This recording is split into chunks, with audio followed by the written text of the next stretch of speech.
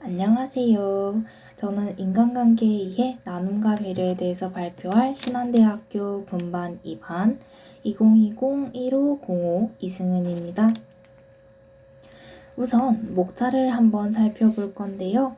첫 번째로 나의 나눔과 배려에 대해서 발표하겠습니다. 이 파트에서는 초등학교, 중학교, 고등학교 시절 제가 실천해왔던 나눔과 배려가 무엇이 있었는지 한번 살펴볼 거고요. 또한 이 시절을 거쳐서 20살 대학생이 된 저는 어떤 나눔을 실천하고 있는지 현재까지 저의 나눔과 배려에 대해 알아보겠습니다. 두 번째로 볼 항목은 나눔과 배려 진단 및 성찰입니다. 이 부분에서는 앞에서 말했던 초등, 중등, 고등학교를 넘어서 대학생이 된 지금까지의 나눔과 배려가 어떠했는지 진단을 한번 내려볼 거고요. 어떤 점을 반성하고 고쳐나가야 할지 성찰해보는 시간을 갖도록 하겠습니다. 세 번째로 알아볼 부분은 나눔과 배려 증진을 위한 향후의 계획인데요. 이전에 말했던 진단과 성찰을 토대로 앞으로 어떻게 나눔과 배려를 이어나갈 것인지, 어떻게 고쳐나갈 것인지 저가 실천할 계획을 말씀드리도록 하겠습니다. 그리고 그 계획에 따른 실천 사례를 말씀드리고 실천 후 효과와 느낀 점을 발표한 후 마지막으로 이 발표를 준비하면서 느낀 점까지 이야기한 후에 영상을 마치도록 하겠습니다. 처음으로 볼 부분은 초등학생 시절의 나눔과 배려입니다. 나눔과 배려를 실천한 대상을 크게 세 분야로 구분해 봤는데요. 가족, 친구, 이웃사회로 나누어 보았습니다. 먼저 가족 부분을 보겠습니다. 일단 초등학생 시절에 저는 가진 것도 할 수 있는 것도 많지 않아서 제가 할 수 있는 부분을 많이 했습니다.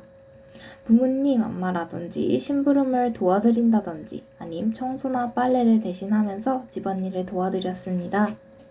친구 관계에서는 연필을 나눠준다던가 아니면 학교에서 애들과 간식을 나눠 먹으면서 우정을 키운다든지 아니면 급식 봉사나 쓰레기 줍는 교내 봉사를 자처하면서 배려와 나눔을 실천하였습니다. 이웃사회 부분에서는 학교에서 나눠주는 불이웃돕기 저금통을 꽉꽉 채워서 항상 선생님께 제출하였습니다. 식빵 모양 저금통이었는데 혹시 기억하시나요? 또 다른 나눔은 기념 배지를 항상 구매했다는 것인데요. 크리스마스 실을 싸거나 아니면은 이제 위안부 관련한 굿즈 상품이라던가 광복절 기념 배지 등을 구입해서 사회 발전에 조금이나마 기여했습니다. 이제 중학생 시절의 나눔과 배려를 보겠습니다. 중학생 때는 부모님이 너무 바쁘셔서 뭔가를 해줄 수 없을까 많이 고민했던 시절이었습니다. 때문에 조금이라도 부모님께 보탬이 되고 싶어서 설날 세뱃돈을 모아놨다가 생신이나 기념일에 전부 드렸습니다. 그리고 운영하시던 가게가 많이 바빴기 때문에 주말에 가서 청소나 물품 정리를 도와드렸습니다. 친구 관계에서도 많이 배려가 있었는데요. 중학생 시절에는 모두가 예민하고 사춘기를 겪을 시기라서 싸움과 다툼이 많이 일어났었습니다. 때문에 친구들 사이에서 소외가 일어나면 그런 것을 방지하려고 많은 중재 역할들을 했습니다.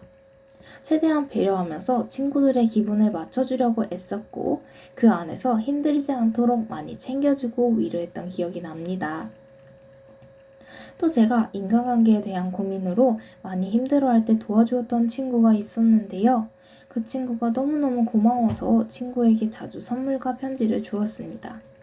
중학생 때 이웃사회를 위한 행동은 학교 봉사로 많이 했는데요. 단체 봉사활동으로 강 주변에 쓰레기를 줍는 봉사를 했을 때 깨끗해지는 느낌이 너무 뿌듯해서 열심히 쓰레기를 주었던 기억이 납니다. 또 다른 배려는 하교하던 중에 리어카를 끌고 가던 폐지가 다 넘어지고 쓰러져서 학교 가는 길 경사에서 힘들어하셨던 할머니가 있었는데요. 그걸 발견하고 친구들과 같이 그 분을 도와드렸던 기억이 납니다. 그때 정말 뿌듯해서 그 기억을 가지고 지금도 곤란에 처한 분들을 도와드리려고 노력합니다. 이제 고등학생 시절의 나눔과 배려로 가보겠습니다. 고등학생 때는 용돈을 받았기에 용돈을 모아서 부모님 결혼기념일을 준비해드렸었습니다. 또한 1년 반 정도 모은 돈으로 어머니 생신에 목걸이를 선물했던 기억이 있습니다. 친구들과의 관계도 원만했는데요. 1학년 때 저희 반에 새로 전학 온 친구가 있어서 그 친구가 잘 적응할 수 있도록 일부러 말도 많이 걸고 장난도 치면서 1학년 생활을 잘 보낼 수 있게 배려했었던 기억이 있습니다. 2학년 때는 이제 이과 문과로 자신의 적성이 나뉘는 시기였는데요. 이런 전공에 대한 불안으로 학교에 적응을 잘 못하는 친구를 위해서 약 2달간 지속해서 고민 상담을 해주었고 학교에 나올 수 있도록 많이 신경 썼던 적이 있습니다.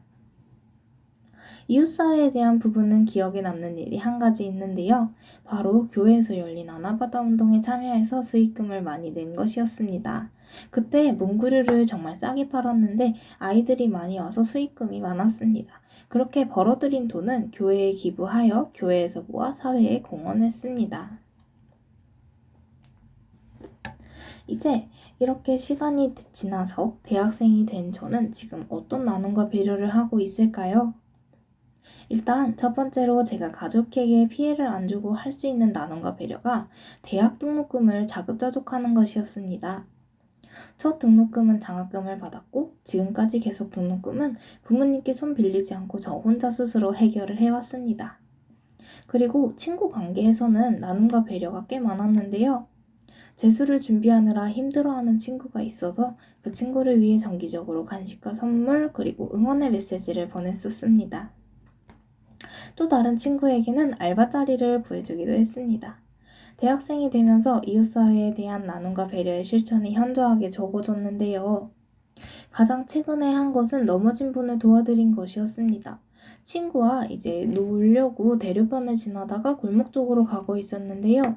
갑자기 뒤에서 쾅 소리가 나서 뒤돌아봤더니 아저씨 한 분이 넘어져 있었습니다. 너무 놀라서 바로 일으켜 세워드렸고 다 흩어진 짐은 모아서 정리해드렸습니다.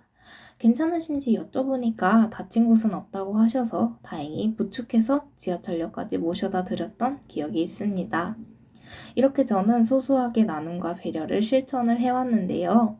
이제 저의 나눔과 배려를 한번 진단하고 성찰해보는 시간을 갖도록 하겠습니다. 가장 먼저 진단하고 성찰할 부분은 초, 중, 고등학생 때를 살펴보려고 하는데요. 가족에 대해서 초등학생 때는 주로 육체적인 나눔과 배려가 있었습니다. 경제적인 활동도 없고 용돈을 받는 것도 아니었기 때문에 물질적인 배려와 나눔을 하기에는 많이 부족했습니다. 때문에 심부름이나 안마 등 제가 정성껏 할 수 있는 일을 많이 했는데요. 중학생 때는 경제적인 보탬이 되고 싶어서 많이 노력했습니다.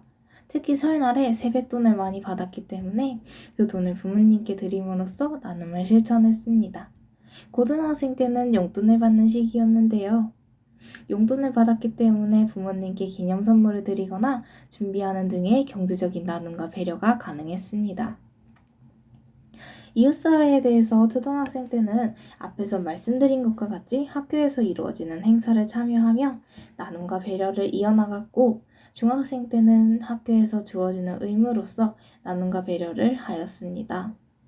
고등학생 때는 생기부의 특별 기재를 위해 봉사활동에 적극적으로 참여하였습니다. 학업을 위한 나눔과 배려가 주로 이루어졌다고 볼 수 있겠네요.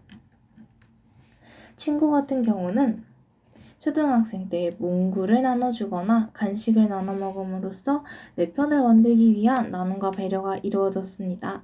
지금 생각해보면 과시욕이라고 볼 수 있을 것 같습니다.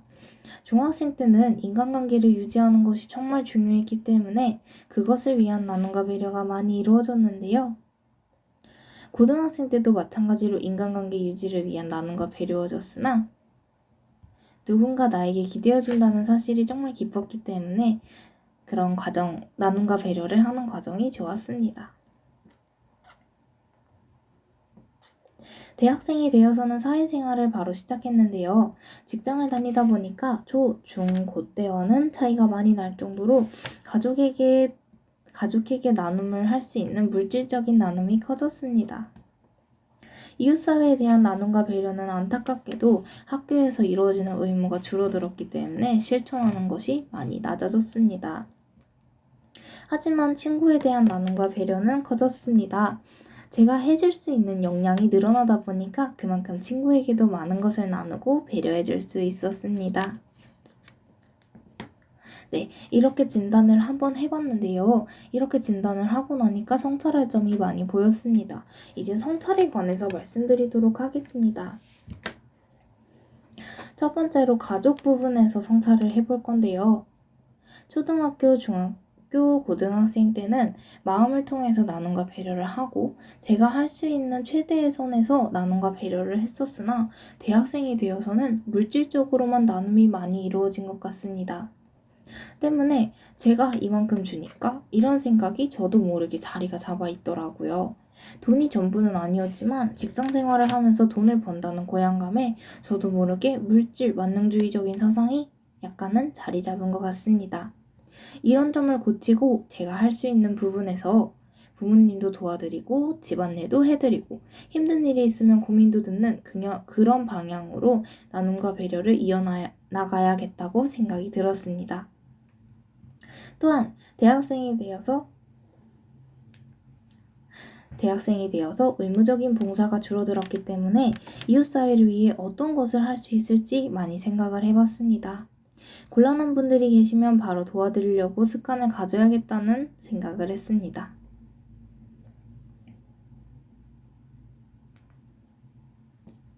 친구 부분에서는 초중고 시절에는 관계를 유지하기 위한 나눔과 배려를 했었고 대학생이 되어서는 내가 좋아하는 친구에게 나눔과 배려를 했지만 내가 해준 만큼 바란다는 기브앤테이크적인 사상이 많이 자리 잡았습니다. 때문에 이런 보답을 바라는 마음 때문에 많은 상처를 입었었는데요. 제가 지금 나눔과 배려를 하면서 지금 성찰할 부분은 이런 보답을 바라는 마음을 버리고 친구를 위해 정성껏 하는 마음을 가져야겠다는 생각을 했습니다. 나눔과 배려 증진을 위한 향후 저의 계획입니다. 앞에 성찰에서 말씀드린 것과 같이 가족에게는 물질적인 것도 좋지만 마음으로 할 수 있는 일을 많이 해드려야겠다고 다짐했습니다. 부모님께 마사지를 해드린다거나 일주일 중 하루는 어머니가 편히 쉴 수 있게 집안일과 식사 준비를 하려고 계획 중입니다. 친구에게는 보답을 바라기보다는 정말 해주고 싶은 만큼만 하고 받지 않겠다는 생각을 가지려고 합니다. 정성으로 해줄 수 있는 일을 할 계획입니다. 이웃사회에서는 소소한 배려와 나눔을 계속 실천할 생각이 있습니다. 버스와 지하철에서 서 있기 힘든 분이 있으면 앉는 자리를 양보하고 안 쓰는 물건이 있으면 무료로 나눔하는 등의 이런 소소한 나눔과 배려를 실천할 계획을 갖고 있습니다. 따라서 이런 계획에 따른 실천을 한번 해보았는데요. 가족, 친구, 이웃사회에 대해서 앞서 말씀드린 것을 실천해보았습니다. 부모님께는 하루 날을 잡아서 집안일을 도와드렸고요. 집에 있는 팩을 이용해서 피부 관리를 1시간 정도 해드렸습니다.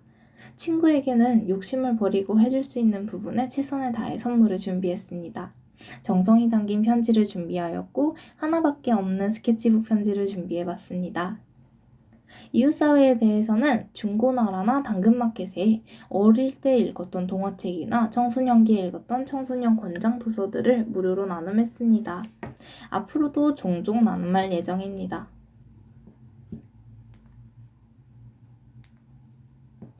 실천 후 효과와 느낀 점은 부모님의 힘들었던 부분을 막연히 알고 있었는데 직접 하루 동안 도와드려 보니까 얼마나 고생하셨는지 몸소 체험해보는 시간이 되었습니다. 부모님께 더 감사하고 죄송했던 시간이 되었던 것 같습니다. 욕심을 버리고 친구에게 다가가니 친구도 덜 부담되고 저도 물적으로, 심적으로 편안해지는 시간이 되었습니다. 친구를 원망하지도 않게 되었고 인간관계도 훨씬 부드러워지는 시간이 되었습니다. 이웃사회에는 실제로 당근마켓에 무료로 동화책이나 도서를 나눔해보니 이런 책들을 필요로 하는 분이 얼마나 많은지 알게 되었고 거래하는 분들마다 전부 행복해 보이는 표정으로 고맙다고 말씀해 주셔서 뿌듯한 느낌이 들었습니다. 필요한 분들에게 줄 수 있어서 다행이라는 생각이 들었고, 특히 코로나 시국이 경제적으로 얼마나 많은 분이 힘들어하는지도 알게 된 시간이었습니다. 아이들을 위해 책을 찾으러 오는 부모님들을 보면서 가슴이 많이 찡해지는 시간이었습니다. 제가 이 발표를 준비하면서 느낀 점은, 지금까지 살아오면서 제가 해왔던 나눔과 배려가 어땠는지 잘 몰랐는데 한번 다 점검해보고 어릴 때부터 지금까지 실천해왔던 나눔과 배려들을 하나하나 분석해보니 나쁜 버릇이나 행동들을 다시 한번 점검할 수 있는 기회가 되어 정말 좋았습니다.